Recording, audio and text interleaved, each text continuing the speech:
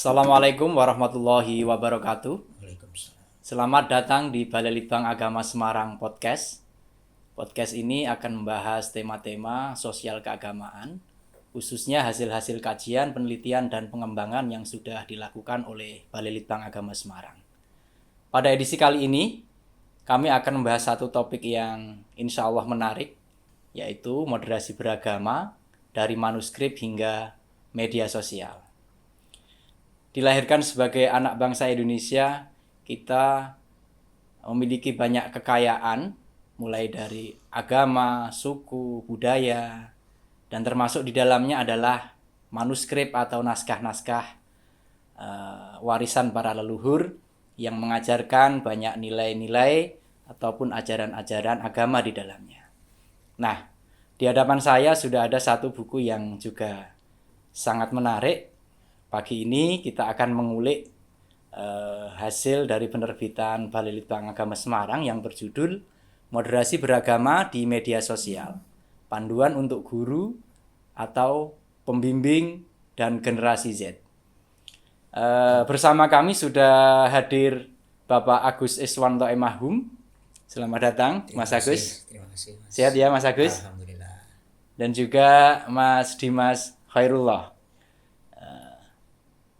Mas Agus ini izinkan saya panggil Mas ya. Silakan. Karena yang Lebih mudah. Mas Agus ini kalau di medsos ini viral Mas biasanya. Semoga nanti kontennya bisa viral.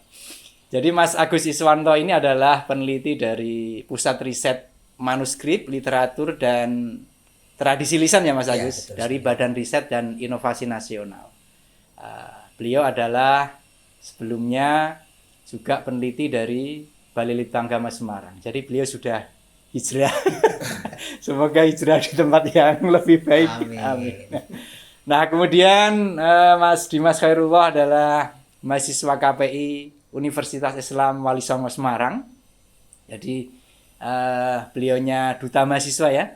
Betul Bapak. Alhamdulillah. Jadi tugasnya mempromosikan kampusnya ya. Kesibukan terakhir apa ini, Mas Dimas? Oke, untuk mungkin kesibukan terakhir karena saya ini ya Pak, education influencer. Jadi salah satu influencer yang mengedukasi tentang tips and trick dan hack selama dunia perkuliahan. Jadi setiap harinya konten. Kebetulan sekarang lagi KKN juga Pak. Kemudian nyiapin tugas akhir sih. Oh, semoga lancar ya. Ini berarti KKN terus menjelang skripsi ya. Betul Bapak. Kalau Mas Agus sepertinya setelah dari BLA ini malah semakin melanglang buana sampai ke luar negeri. Ya, Kajian apa terakhir Mas Agus? Alhamdulillah ya, manuskrip. Terakhir ini masih menulis disertasi, Mas. Oke. Semoga lancar disertasinya.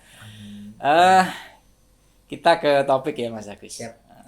Membincang soal moderasi beragama. Ini kan bisa dikatakan sebagai istilah baru yang dicetuskan oleh para sarjana, cerdik cendekia pada tahun-tahun belakangan ini. Nah, tentu saja istilah ini mungkin belum ditemukan di dalam manuskrip-manuskrip atau naskah-naskah kuno. Tapi nilai-nilai moderasi itu kan sebenarnya sudah ada sejak zaman dulu kala. Mulai dari komitmen kebangsaan, toleransi, kemudian anti kekerasan, dan yang satu lagi adalah adaptif terhadap budaya lokal. Nah, sepanjang temuan Mas Agus, nilai-nilai moderasi itu di dalam naskah itu dibicarakan ataupun diajarkan seperti apa? Ya, terima kasih Mas Syafa. Yeah. Ya, betul sekali ya. Jadi istilah moderasi itu sebetulnya adalah istilah yang mungkin kita bisa katakan istilah yang kontemporer. Kontemporer baru. Tetapi kalau kita bicara nilai substansinya, itu tentu saja kita bisa gali dari berbagai khasanah pengetahuan masa lalu tentu saja. Tapi juga jangan dipaksakan. Ada juga manuskrip yang berbicara soal atau menceritakan bagaimana perang, perebutan kekuasaan. Tapi ada juga manuskrip yang itu mengajarkan bagaimana kita bisa toleransi gitu ya, adaptif terhadap budaya lokal dan seterusnya. Kalau di dalam konteks tradisi Islam di Indonesia, sebetulnya tidak hanya Indonesia, di Timur Tengah atau dimanapun kan kita Islam punya konsep yang namanya wasatiyah. Nah itu kalau kita baca di sejumlah manuskrip itu ada. Iya, iya. Bagaimana misalkan dulu di abad 17 Abdurrauf Singkel atau Abdurrauf Ibnu Ali Al-Jawi Al-Fansuri itu merekonsiliasi antara orang-orang yang cenderung membela pendekatan tasawuf, sufisme saja yang filosofis dengan orang-orang yang cenderung membela syariah gitu ya, fikih. Nah, dia merekonsiliasi syariah dan fikih adalah dua hal yang harus betul-betul dijalankan dengan baik oleh seorang muslim, dan itu menurut saya adalah sesuatu yang sikap yang moderat ya. Yeah. Bagaimana menyeimbangkan antara syariah dan pandangan-pandangan sufistik itu. Dan di banyak naskah yang lain, misalkan Abdul Somad Al-Palimbani ya, dia juga merekonsiliasi antara pendekatan syariah dan pendekatan fikih begitu. Ada juga misalkan di dalam tradisi Jawa kita kenal dengan Serat Cabolek ya. Iya, Di situ diceritakan bagaimana perdebatan antara pengikut syariah dan pengikut tasawuf juga. Kemudian di situ dibahas juga bagaimana cerita Serat Dewa Ruci. Serat Dewa Ruci yang mungkin sudah berakar dari tradisi pra-Islam ya, dari Hindu Buddha begitu, tapi diterima gitu oleh masyarakat Islam pada masa itu ya, di masa Surakarta ya, Keraton Surakarta. Dibahas dalam konteks naskah yang menceritakan perdebatan antara tasawuf dan syariat, dan itu menurut saya juga menggambarkan bagaimana rekonsiliasi antara tasawuf dan syariat.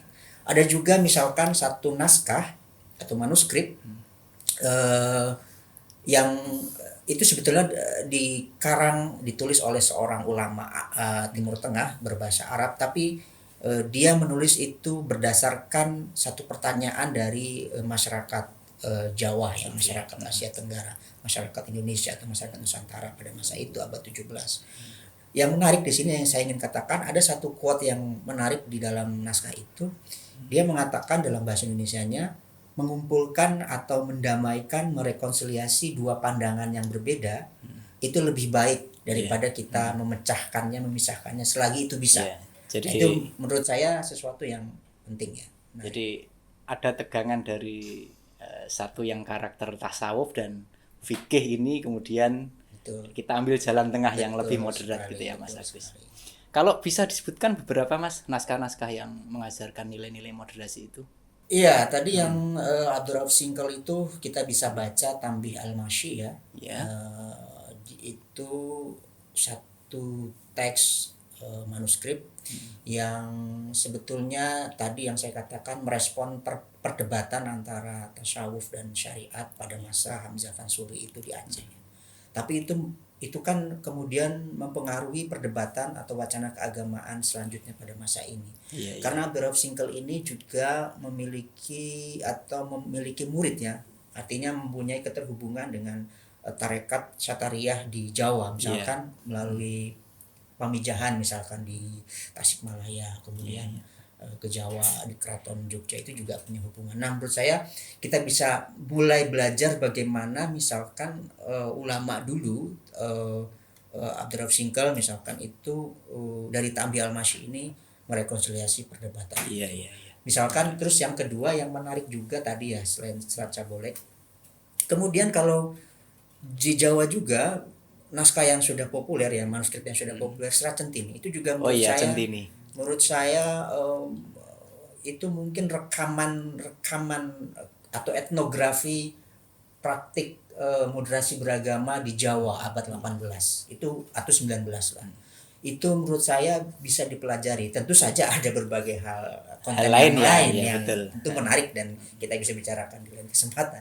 Tapi dalam konteks kehidupan keagamaan itu menurut saya Serat Centini ini mungkin kita bisa dibuat aliwahana yang kita bisa mengidentifikasi unsur-unsur moderat di dalam Serat Centini itu. Kemudian ada lagi yang di Bali kita temukan lontar, itu Krama Selam judulnya, dan itu sudah bisa diakses di Wanantara ya. Wanantara. Di repositori Blas itu dia menggambarkan bagaimana pertama perbedaan antara Islam dan Hindu, tetapi punya tujuan yang sama. Oke. Kita sedikit lompat pada satu kata kunci lain, generasi Z ini Mas, karena ini kan generasi yang memang mendominasi hari ini kita, dan ini yang ke depan menjadi generasi penerus bagaimana praktik-praktik keagamaan kita direpresentasikan di media sosial. Nah, Mas Dimas, menarik sebenarnya. Sebenarnya profiling generasi Z itu seperti apa sih? Bagaimana kehidupan mereka, keterhubungan dengan teman, sahabat, dan dengan keluarga di dalam pola-pola komunikasi dan sharing di media sosial itu. Oke Pak, sebagai generasi Z yang Pak, hidup di zaman yang penuh dengan teknologi yang canggih gitu Iya, ya Pak. Betul. Apalagi sekarang generasi Z itu nggak bisa terpisahkan dengan yang namanya media sosial. Iya. Bisa dicek mungkin saat sekarang ini anak-anak muda yang nggak punya Instagram, TikTok, YouTube itu bisa dicek, mungkin hampir nggak ada karena semuanya punya. Bahkan anak-anak SMP pun udah punya Bahkan Instagram, punya TikTok gitu. Akunnya lebih dari satu ya, punya akun alter ya. Betul sekali Pak, punya banyak akun gitu ya Pak. Iya, betul.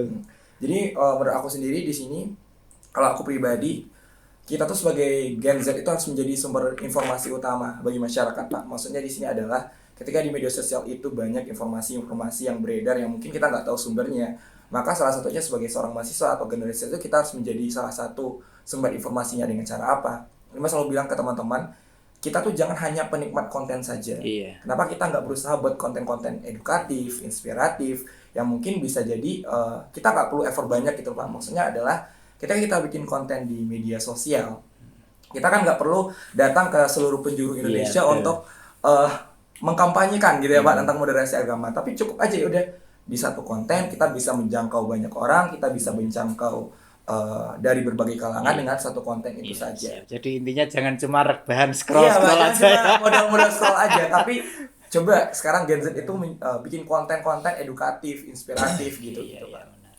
Nah, profilingnya Gen Z itu seperti itu Mas. Nah, kira-kira apa yang diajarkan para leluhur kita, apakah masih relevan untuk generasi hari ini terkait dengan pandangan-pandangan keagamaan yang moderat? Saya kira ini pertanyaan menarik ya. Banyak orang memandang bahwa sesuatu yang kuno apakah masih relevan dipelajari di masa sekarang begitu ya. Tetapi kalau kita bisa mempelajari juga dari pandangan-pandangan para pemikir, para sejarawan gitu, tentu saja kita bisalah melihat negara manapun tentu yang maju, yang besar itu akan memahami sejarahnya. Jas merah ya Mas. Ya, itu sebenarnya klasik ya. Tapi itu penting gitu loh. Iya. Saya pernah bertanya kepada seorang Indonesianis ya, mengapa harus dipelajari sesuatu yang klasik, yang antik itu? Ya dia hanya menjawab itu masalah identitas dan akar gitu ya. Ada banyak sekarang negara yang maju mulai mencari-cari bagaimana akar kesejarahan dia, misalkan Korea Selatan ya yang sudah maju, tapi belakangan dia banyak memiliki lembaga riset di bidang kebudayaan. Selain K-pop yang sekarang bisa dikatakan menjajah dunia ya Mas. Justru K-pop itu kan digali dari tradisi mereka, dari tradisi. Kemudian Jepang dengan anime dan seterusnya itu juga digali dari tradisi mereka. Bahkan sekarang kita mulai beberapa konten kreator mulai membuat seperti di Jepang ya, tapi mencari konten dari dari manuskrip. Saya pikir konteksnya adalah sejarah. Konteksnya sejarah ya. Dan identitas ya. Oke, kita ngomong Gen Z dan moderasi beragama Mas Dimas. Jadi buku ini kan sudah merangkum banyak hal termasuk panduan-panduan bagaimana kita melakukan praktik-praktik kehidupan agama yang modern. Nah, menurut Mas Dimas, buku ini menariknya apa sih untuk teman-teman yang seusia Mas Dimas? Oke. Pertama kali Dimas membaca buku ini Pak, yang pertama itu menurut aku yang paling enak itu adalah bahasanya tuh simple, mudah dipahami oleh kita. Jadi bahasa itu nggak yang terlalu berat Ini gitu, Pak. hasil dari kajian penelitian dan pengembangan. Ini biasanya kan jadinya jurnal, Iya, itu kan betul, Pak. berat-berat. Tapi bahasanya itu mudah dipahami gitu lah. Apalagi Oh, kita gitu ya. mungkin yang generasi Z atau anak muda mungkin kalau bahasanya sedikit berat atau gimana tuh langsung kayak di skip aja gitu, Pak. Tapi pertama ketika saya membaca buku ini tuh bahasanya tuh mudah dipahami oleh generasi kita gitu, Pak, anak-anak muda gitu. Terus di sini tuh lengkap banget ya, Pak ya. Iya. Mungkin masih banyak anak muda di sana yang asing dengan kata moderasi beragama gitu. Mungkin pernah denger aja gitu, Pak. Tapi di sini dijelaskan dengan mudah, simpel, dan ketika kita baca, oh kita udah tahu, oh ternyata moderasi beragama tuh ini gitu. Terus ditambah di sini yang paling menarik menurut saya adalah ada pandangan moderasi beragama tuh dari 6 agama. Yang justru bagi aku pribadi, wah ternyata dari agama itu seperti Iya, ini ya kan taunya gitu ya, dari Pak. Islam saja kan. Nah, terus yang paling unik lagi adalah di sini ada membahas tentang Gen Z gitu loh, Pak. Iya. Saya ketika membaca itu melihat pertama daftar isi, oh ternyata ada pembahasan Gen Z gitu. Dan terakhir itu di sini apa ya? Gimana sih cara kita mengkampanyekan moderasi beragama di media sosial. Jadi menurut saya ini juga bisa digunakan oleh anak-anak muda sebagai panduan juga mungkin ya Pak ya, untuk kita bisa bikin konten-konten, mungkin konten-konten edukatif, inspiratif yang berhubungan dengan kampanye moderasi beragama. Iya. Jadi menurut saya simple, menarik, unik, mudah dipahami dan Oke. asik sekali ketika membacanya, Pak. Berarti ini sebuah keberhasilan dari sang editor, Mas Agus. Agus ya, Pak. Meskipun kajiannya ini Iya. naskah-naskah kuno, tapi Iya. ketika mengedit buku ini jadinya Iya. bisa dengan Bahasanya bahasa-bahasa tuh yang bahasa iya. kita ya Iya, sehari-hari betul. gitu, Pak. Nah, ini kan hasil kajian pengembangan juga ya Mas Iya, Agus. iya, betul sekali. Nah, kegelisahan intelektual apa yang melatar belakangi buku ini harus kita terbitkan untuk Gen Z? Ya, pertama tadi ya, terima kasih Mas Dimas apresiasinya. Ada 3 hal sebetulnya. Yang pertama itu soal literasi, soal konsep-konsep tadi, moderasi dan seterusnya. Kita berpikir bagaimana menyampaikan konsep moderasi yang bisa langsung diterima dan dipahami oleh anak-anak muda Iya. Gen Z itu. Meskipun sekarang tidak lagi Gen Z ya, sudah ada generasi terbaru setelah Z ya, Gen Alpha. Alfa. Itu soal literasi. Terus kemudian soal etika ya. Jadi ada soal literasi, etika, dan teknis nanti yang terakhir. Etika ini kita sama-sama tahu lah, mungkin Mas Dimas itu lebih canggih daripada saya ketika megang HP baru itu adaptifnya itu seberapa menit itu bisa lebih cepat Kan daripada- sampai jeruan-jeruannya pasti mereka langsung paham. Semuanya bisa dipelajari, semua media sosial bisa dengan cepat lah beradaptasi. Tapi kadang-kadang ada aspek etika bermedia sosial yang kadang-kadang tidak dimiliki atau dilupakan oleh anak-anak muda. Wise-nya itu yang gerak. Sebetulnya tidak hanya anak muda sih sebetulnya, ada juga yang kelompok saya juga. Tapi kan ini yang akan menjadi pemilik masa depan selanjutnya adalah anak Iya. muda, sehingga itu lebih lebih kita perhatikan begitu. Itu soal etika. Jadi kita ingin bagaimana sih sebetulnya etika bermedia sosial dalam konteks ini dikaitkan dengan moderasi beragama. Yang ketiga ini soal teknik. Tadi betul disampaikan Mas Dimas. Makanya ada panduan bagaimana sih menciptakan, meng-create konten-konten moderasi beragama di media sosial gitu. Apa saja yang perlu dilakukan, do and does-nya itu apa saja sih yang perlu, does and don't-nya gitu, apa saja yang perlu diketahui dan seterusnya. Nah dari situ kemudian kita mencoba mengemas satu buku panduan yang mudah-mudahan bisa dipahami. Sebetulnya targetnya itu pada guru dan pembimbing ya, karena kami meyakini di sekolah-sekolah itu kadang-kadang gurunya itu ya juga perlu terus mengupdate pengetahuan dan skill terkait media sosial itu.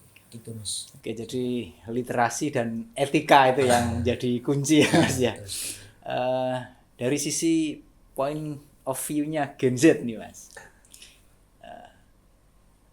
Bagaimana media sosial bisa mengkonstruksi pemahaman dan praktik keagamaan yang moderat di kalangan anak muda?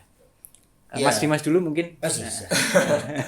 Oke, Pak. Sebenarnya kan Gen Z ini, generasi muda ini kadang-kadang akan adanya yang perbedaan itu kayak udah Pak langsung menganggap wah lu salah, gue yang benar gitu. Kadang-kadang ini yang susah juga yang temuin juga di kampus-kampus ya Pak. Kadang Iya. mereka sulit untuk menerima pendapat orang lain gitu. Mereka nggak bisa moderat untuk hal-hal yang seperti Misal di organisasi sederhananya ya Pak ya, ada yang ngasih pendapat berbeda, oh lu salah nih gitu. Iya. Ada pertimbangan-pertimbangan yang lain. Padahal kalau menurut Dimas pribadi, berbeda itu kan bukan berarti salah ya Pak ya. Iya, iya, Bisa iya. jadi berbeda itu sebuah keunikan. Berbeda itu Iya. mungkin dari pendapat satu yang berbeda dengan pendapat yang berbeda tuh ketika disatukan justru membuat pendapat yang lebih keren lagi, yang lebih Iya, maju lagi gitu Pak. Kadang-kadang anak muda tuh lupa kadang-kadang yang namanya pendapat itu kan gak harus semuanya sama ya Pak ya. Bisa jadi pendapat satu orang dengan satu orang lain itu berbeda. Mungkin ini yang sulit banget untuk di anak muda ya Pak, karena Iya, iya. mereka merasa pendapat gue yang benar, kamu yang salah gitu. Jadi ini yang paling apa ya Pak, sebenarnya paling berbahaya gitu loh, menganggap pendapat seseorang itu salah, merasa dirinya itu yang paling betul gitu loh Pak. Apalagi kalau sudah egonya begitu Betul Pak, tinggi ya. ego itu sangat tinggi banget sehingga merasa orang lain semuanya salah gitu. Oke. Untuk Mas Agus, jadi sebenarnya tantangan Gen Z terkait kondisi keagamaan hari ini merespon radikalisme, ekstremisme itu gambarannya seperti apa? Ya ngeri-ngeri sedap ini ya. Ini biasanya peneliti ini ngomongnya pakai data biasanya ini. Justru tantangan yang pertama itu soal akses pengetahuan terbesar, akses pengetahuan keagamaan Iya. terbesar Gen Z itu kan Dari medsos. medsos. Iya. Itu survei terakhir Pusat Pengkajian Islam dan Masyarakat 2017 itu 84, sekian itu akses pengetahuan agamanya dari internet. Sedangkan 50 mendapatkan akses pengetahuan dari internet, sedangkan 80% sekian itu mereka punya akses terhadap internet gitu. Iya, iya. Jadi semakin melimpah pengetahuannya, nah ini jadi pertanyaan. Mereka bisa tidak literat dengan pengetahuan itu? Dalam artian mereka bisa tidak ada sikap kritis, bagaimana mengidentifikasi tadi betul ya, dan seterusnya. Itu justru berkah tapi juga satu Tantangan. tantangan ya. Bagaimana kemelimpahan informasi, kemelimpahan pengetahuan itu bisa dikelola. Nah ini bisa dikelola dengan baik sehingga bisa yang keluar itu memunculkan nilai-nilai moderat, itu nilai-nilai moderasi beragama. Nah, itu. Jadi memang kadang literasi kita itu nggak hanya membaca, tapi Ya. kan bagaimana kita memahami Betul. banyaknya dan bahkan mungkin banjirnya informasi Betul, sekarang. betul. Yang mungkin kalau para pakar tuh bahkan sampah informasi juga ada di dalamnya. Betul sekali. Nah, Mas Dimas, tantangan-tantangan generasi Z dalam mempraktikkan kehidupan keagamaan yang moderat itu seperti apa? Kaitannya dengan banyaknya informasi tadi, bagaimana kita bisa memilih dan memilah, termasuk bisa memilih sumber-sumber yang otoritatif. Dalam konteks, oh ini ajaran ini, agama ini, seperti itu. Nah, nyambung sedikit Pak, tadi memang pertama awal kita generasi Z itu sekarang lagi dibombardir sama informasi-informasi ya Pak. Kadang kita terlalu banyak informasi, susah juga milih nih mana sumber-sumber yang kredibel dan benar-benar akurat gitu ya Pak ya. Apalagi sekarang anak-anak yang ya Pak, semuanya tuh pengen instan gitu loh Pak. Udah jadi ketik di Google, oh tanpa ngelihat sumbernya apa, kan sekarang orang udah apa ya Pak ya, semua orang bisa ngupload apapun di media sosial tentang agama, tentang apapun itu sesuka hatinya gitu tanpa ada sumber atau yang kredibel gitu Pak. Sehingga anak mudanya udah bingung kayak yang benar tuh yang mana sih sebenarnya gitu. Saking banyaknya informasi yang kita hadapi Pak. Mungkin itu tantangan yang pertama gitu. Kemudian yang kedua tentang pengetahuan agama yang mungkin masih kurang mendalam mempelajari gitu Pak. Mungkin tadi terlalu cepat ketika cari informasi, menganggap informasi ini benar tanpa ngecek sesuatu hal mulai dari sumbernya gimana, apakah penulisnya adalah seseorang yang udah berpengalaman di bidangnya gitu. Belum lagi ketika kita berdiskusi dengan teman-teman, nah teman-teman menceritakan tentang ini tanpa sumber yang jelas kita udah percaya gitu. Nah, bagaimana Gen Z mengelola itu banyaknya informasi dari sumber-sumber yang berbeda? Tentunya kan satu sumber itu isinya juga berbeda. Betul, semua pendapatnya. Termasuk dari satu kepala ketika diskusi pun berbeda semua. Kecenderungan mengelola perbedaan sumber-sumber informasi itu bagaimana? Oke Pak, yang pertama yang harus kita lakukan aku lakukan ketika mendapatkan seperti itu, kita harus cek dulu sumbernya yang paling utama Pak. Ini kredibel apa enggak gitu kan. Jangan mudah terpercaya dengan sumber informasi. Sekarang anak muda sekarang pakai, wah lihat informasi langsung share di grup, oh ini loh. Oh, iya. Padahal ini kan belum pasti kebenarannya gitu Pak. Maka Betul. sebagai anak muda kita tuh harus pintar-pintar untuk ngecek dulu ini datanya valid apa enggak gitu. Istilahnya saring dulu sebelum di-sharing gitu. Dicari dulu kebenarannya. Kemudian masuk lagi nih Pak. Kita sebagai anak muda tuh jangan cuma yang kalau kita udah tahu salah jangan diem aja gitu. Kita punya media sosial yang bisa disebarluaskan. Oh ini tuh salah, yang benar tuh ini, sumbernya ini gitu. Jadi sebagai anak muda kita bisa menjadi sumber informasi yang valid untuk masyarakat gitu Pak. Dari informasi-informasi yang banyak tadi, nah anak muda juga bisa ngambil peran di situ nih Pak dengan sumber-sumber yang kredibel. Kita udah ngecek ininya, kita bikin konten sederhana yang bisa kita bagikan ke masyarakat gitu Pak. Jadi kalau dulu naskah ini jejak historis, kalau di medsos sekarang kan jejak digital yang juga nanti anak cucu kita akan melihat, akan membaca, akan mendengarkan seperti itu. Nah, kaitannya dengan apa banyaknya jejak digital ini Mas Agus. Sebenarnya bagaimana sih anak-anak muda ini Gen Z tentu saja dari kacamata hasil-hasil kajiannya mengelola perbedaan-perbedaan yang ada, kemudian mengelola sumber-sumber yang ada, kemudian dijadikan sebagai basis pemahaman keagamaan mereka. Ya, tadi sebetulnya sudah menggambarkan ya, tapi juga mungkin belum menjadi satu mainstream di kalangan anak muda ya. Sekarang itu kalau saya memperhatikan satu postingan anak-anak muda itu kadang saya langsung observasi komen-komen di bawahnya itu menarik juga ya. Iya. Kadang-kadang menarik komennya daripada kontennya Pak. Soalnya kita belum baca isinya, Iya. baca judulnya langsung komen. macam-macam begitu ya. Ya, jadi memang yang penting itu soal kritisisme ya, literasi dan kritisisme itu yang penting dikembangkan, dan di sini sebetulnya peran lembaga pendidikan, peran pembimbing, dosen, guru itu menjadi penting di sini, sehingga tidak kehilangan pekerjaan nih guru dan dosen dan pembimbing itu, karena dia akan terus memandu anak-anak muda ini untuk berpikir kritis dan literat itu memang bisa dia mulai mendapatkan pengetahuannya, mengelolanya, dia kritis begitu ya, sampai dia mampu menyampaikan kembali pengetahuan yang dia punya. Nah, itu yang sebetulnya yang saya lihat kurang terlihat di anak-anak. Nah, kemudian ini Mas Agus, ada kecenderungan saya juga mungkin ya, juga para pengguna media sosial sering ke-trigger dengan informasi-informasi tertentu. Betul. Misalkan, oh ini ada sesuatu yang mungkin didalimi ya, kita ikut protes dan lain sebagainya. Padahal kita belum tentu tahu kejadiannya seperti apa. Iya, Akhirnya kita sudah mengecam, sudah bahkan mengarah ke anarkisme seperti itu. Iya, trigger ini sesuatu yang menarik. Saya jadi teringat ada beberapa hari lalu ada satu seminar itu judulnya From Syekh Google to Imam AI ya. Oh, Imam AI. Dari Syekh Google sekarang sudah berpindah ke kita Imam semuanya Nah, trigger itu kan sebetulnya logika AI ya. Nah, ini yang perlu juga dipahami oleh kawan-kawan ya, tidak hanya anak muda sih ya, segenerasi saya juga. Ya, hari ini kita memang kadang-kadang dikonstruksi oleh artificial intelligence yang ya perlu kita pahami bagaimana cara bekerjanya. Dan itu sedikit banyak orang sudah mulai sekarang mendiskusikan bagaimana AI berpengaruh terhadap kehidupan keagamaan. Ada sekarang banyak sekali diskusi-diskusi, seminar-seminar, riset-riset tentang bagaimana AI membentuk konstruksi kehidupan beragama.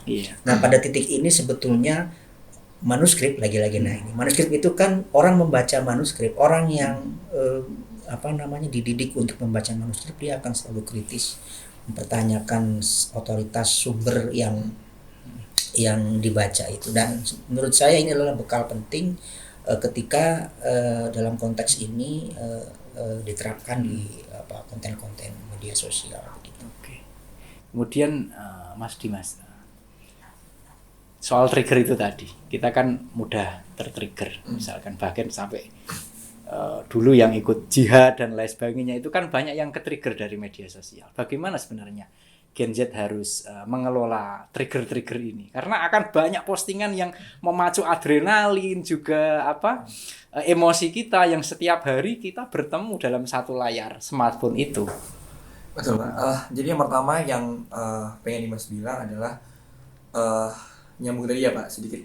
Kita tuh harus kritis sebagai anak muda. Kita literasinya tuh harus dikembangkan lagi, ditingkatkan lagi gitu.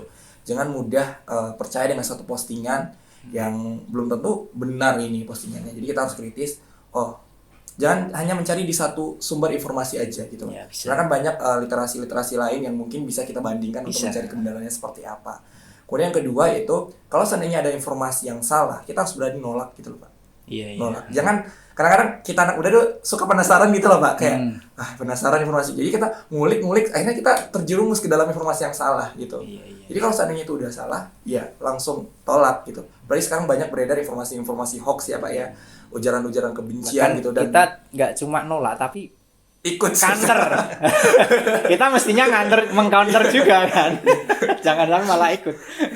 Nah itu Pak, kadang-kadang anak muda ada satu hal ini kayak wah akhirnya ikut-ikutan gitu kan. Karena dari coba-coba tadi Pak penasaran akhirnya ikutan. Kok enak gitu ya. Jadi yang kedua kita harus berani nolak. Kalau itu udah informasinya salah, informasi hoax, kita tolak gitu. Iya.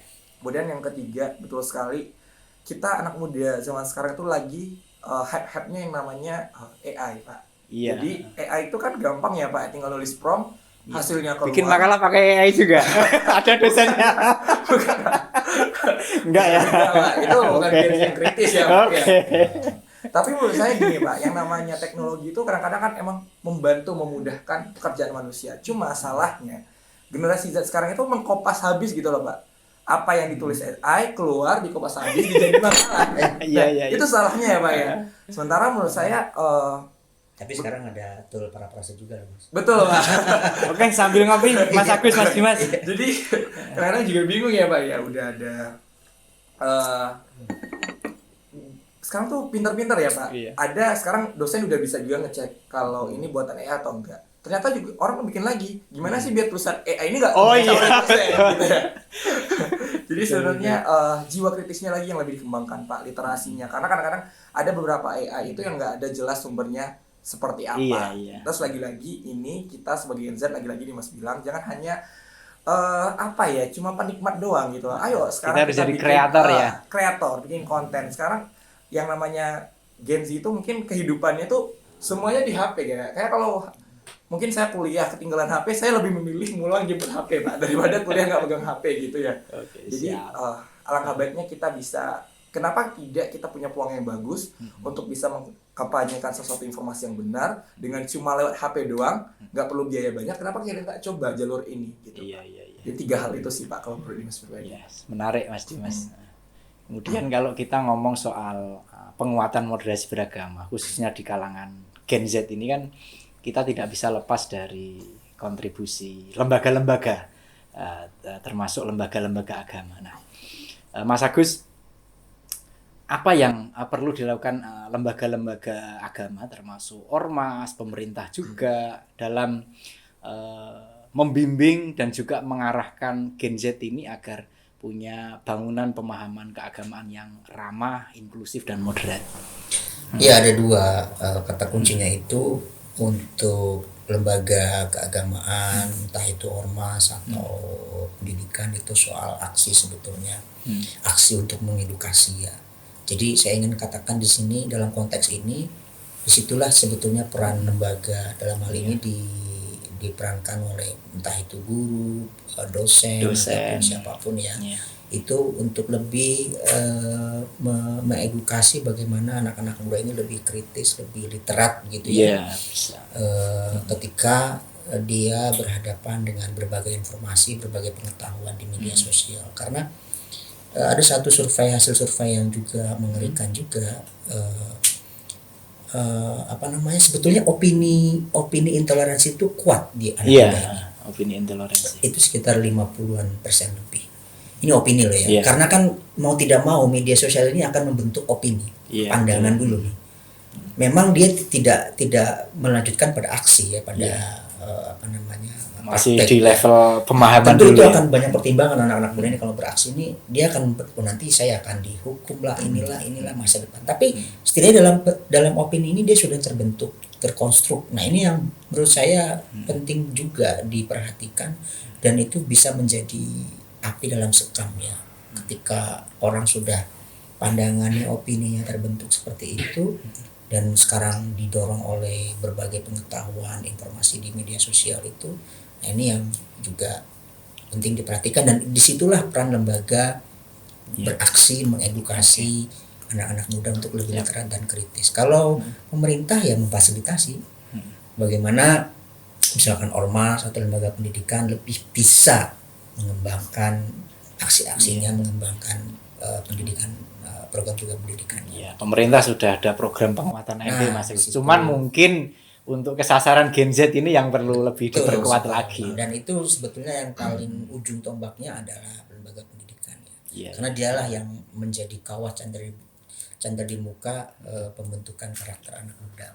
Oke, terima kasih Mas Agus, Mas Terima Dimas. kasih, Kita sama-sama. sudah ngobrol banyak sekali dan obrolan yang sangat menarik.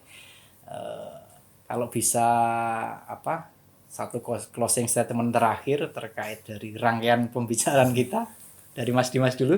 Oke, Pak. Sebelumnya Dimas pernah baca, Pak, quotes-nya seperti ini. Hasil pendidikan tertinggi itu adalah toleransi. Jadi Toleransi. semakin tinggi pendidikan seseorang, semakin tahu, semakin besar jiwa toleransinya. Semakin tahu dia ternyata perbedaan itu bukan ajang untuk kita berpecah gitu. Justru berbeda ini suatu keunikan. Terutama Indonesia ya, Pak ya. Iya. Kita punya beragam agama, suku, bangsa yang mungkin nggak bisa pemikirannya itu berbeda-beda. Jadi bagi teman-teman mungkin mulai sekarang coba semakin tinggi pendidikannya, apalagi sekarang banyak generasi muda yang udah pendidikannya tinggi, berarti jiwa toleransi kita juga semakin tinggi gitu Pak. Kemudian untuk teman-teman di luar sana generasi Z, lagi-lagi Dimas bilang kita sekarang tuh harus menjadi sumber informasi utama bagi masyarakat. Jangan cuma diam scroll TikTok, habisin waktu yang gak jelas. Coba sekarang kita menjadi creator untuk mengkampanyekan banyak-banyak hal yang edukatif, inspiratif yang mungkin bisa menjadi Pak ya, ilmu baru atau pengetahuan baru bagi orang-orang di luar sana gitu Pak. Mungkin Mas Agus juga ada tambahan sudut pandang bagaimana Ya. naskah yang dalam tanda kutip klasik ini menjadi sesuatu yang tetap baru terus untuk Gen Z ini. Baik, ya saya satu hal ya sederhana saja sebetulnya, jangan berhenti belajar dalam konteks ini. Iya. Ketika kita berhenti belajar, ya akhirnya tidak lagi ada daya kritis, tidak lagi kita literat dan tidak lagi bisa mengelola pengetahuan. Jangan berhenti belajar itu juga kita belajar dari manapun, termasuk dari sumber-sumber manuskrip, kekayaan manuskrip yang menjadi identitas kita, bangsa kita, dan menjadi ingatan bersama kita. Itu memberikan bekal bagi kita membuat, nah ini dalam konteks media sosial, konten membuat konten ini memperkaya konten-konten moderasi beragama, sehingga dengan tidak berhenti belajar kita tidak cepat-cepat menilai baik atau buruk semua hal yang ada di berseliweran di media sosial begitu. Oke, sangat menarik. Jadi beberapa poin penting yang bisa saya ambil adalah kuncinya untuk membimbing generasi Gen Z sekarang ini adalah literasi dan edukasi. Jadi keduanya sangat penting dan berhubungan sekali, termasuk apa yang perlu dilakukan oleh lembaga-lembaga baik dari pemerintah, lembaga-lembaga keagamaan seperti itu. Nah, kita sudah sampai di penghujung acara. Terima kasih para pemirsa yang sudah menonton podcast kami. Jangan lupa komen, jangan lupa komen. Kami sangat mengharapkan masukan dan juga saran untuk perbaikan dari konten-konten kami ke depan. Dari saya sebagai host, Assalamualaikum warahmatullahi wabarakatuh. Waalaikumsalam.